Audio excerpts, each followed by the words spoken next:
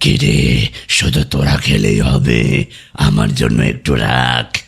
আরে বাঘ মামা, তুমি? হ্যাঁ আমি। এত কথা না বলে আমি কোনটা খাবো সেটা বল। বাঘ মামা, তোমার যাকে মন চায় তাকে খাও। বললেই হলো। রহিমপুর গ্রামে বাস করত দুই বন্ধু, বল্টু ও ঝন্টু। ওরা দুই বন্ধু খুবই সাহসী ও দুষ্টুও বটে। দুই বন্ধুর হঠাৎ মন চাইছে পশু শিকারে যাবে। ঝন্টু, অনেকদিন হলো পশু শিকারে যাই না। হ্যাঁ রে, ঠিক বলেছিস। যাবি নাকি? সেটাই ভাবছি।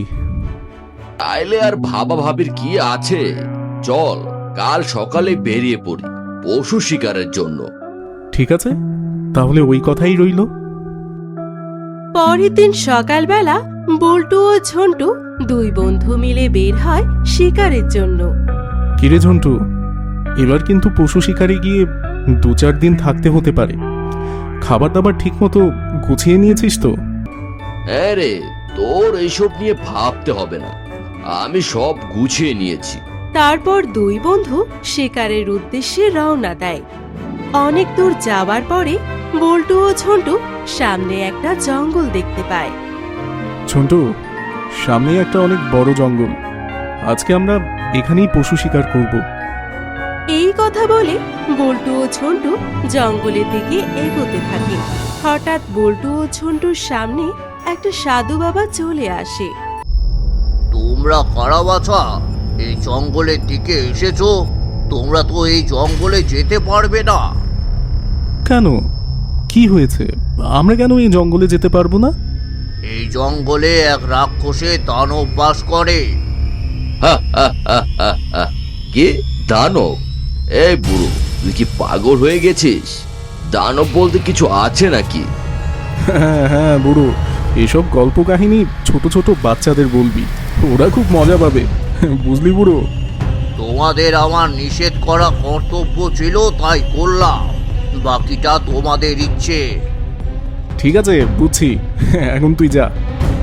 তারপর বল্টু ও ঝন্টু সাধু বাবার কোনো কথা না শুনে জঙ্গলের ভেতরে ঢুকে পড়ে। হ্যাঁ হ্যাঁ হ্যাঁ, ছোট দানব, আজ মনে হয় আবার খাবার খেতে পারবো। হ্যাঁ, কি কি বললে গুরু? খাবার পাবো? কতদিন মানুষের মাংস খাই নাই। আজ খাবি মানুষের মাংস। কিন্তু গুরু, তুমি কিভাবে জানলে যে আমরা আজ খাবার পাবো? আরে, আমার কান লাফাচ্ছে সকাল থেকে। অবশ্যই আজ মানুষ আসবে এই জঙ্গলে।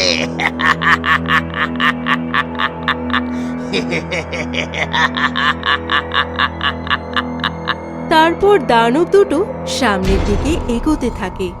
ওদিকে দুই বন্ধু জঙ্গলের ভেতর শিকার খুঁজে যাচ্ছে।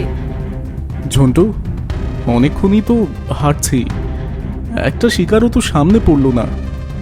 বল্টু, আর একটু সামনে চল, দেখি কোনো শিকার মিলে কিনা। তারপর দুই বন্ধু জঙ্গলের আরো গভীরে যায়। ঝন্টু, আমরা তো মনে হয় জঙ্গলের অনেকটা ভিতরে চলে এসেছি। চল এবার ফিরে যাই। হাও মাও খাও, মানুষের গন্ধ পাই।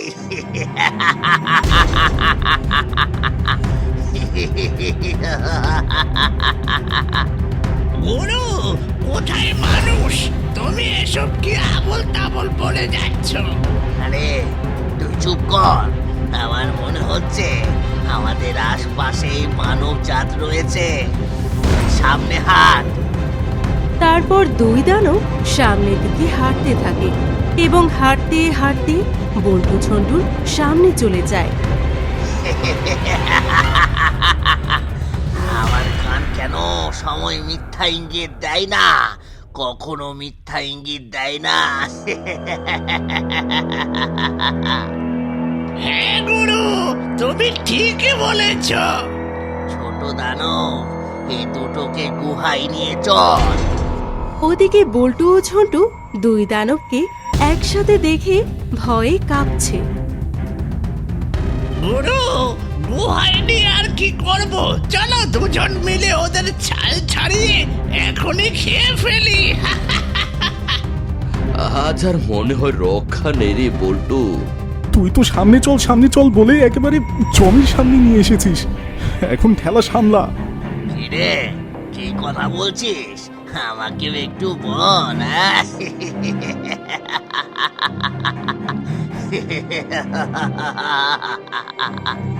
না না, তেমন কিছু না। ছোট দানব আগে কোনটা, আরে কোনটাকে খাবি? গুরুজি, কতদিন মানুষের মাংস খাই না, যে কোনো একজনকে খেলেই হবে। কিরে, তাহলে তোরাই বল কাকে আগে খাবো?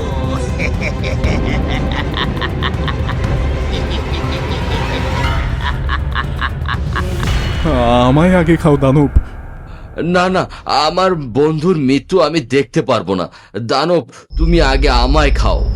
এইভাবে কথা বলতে বলতে হঠাৎ সেখানে একটা বাঘ এসে হাজির। কিরে, শুধু তোরা খেলেই হবে, আমার জন্য একটু রাখ। আরে বাঘ মামা, তুমি? হ্যাঁ আমি। এত কথা না বলে আমি কোনটা খাবো সেটা বল। বাঘ মামা, তোমার যাকে মন চায় তাকে খাও। বললেই হলো? তুমি কোথা থেকে উড়ে এসে চড়ে বসলে? ভালোই বলছি, তুমি এখান থেকে চলে যাও বাঘ মামা। কি এত বড় কথা? তারপর বাঘ ও দানবের মধ্যে মারপিট শুরু হয়, আর সেই সুযোগে বল্টু ও ঝন্টু সেখান থেকে দৌড়ে পালায়। এই গল্পের দ্বিতীয় পার্টটি দেখতে চাইলে সাবস্ক্রাইব করে রাখুন এবং কমেন্টে জানান।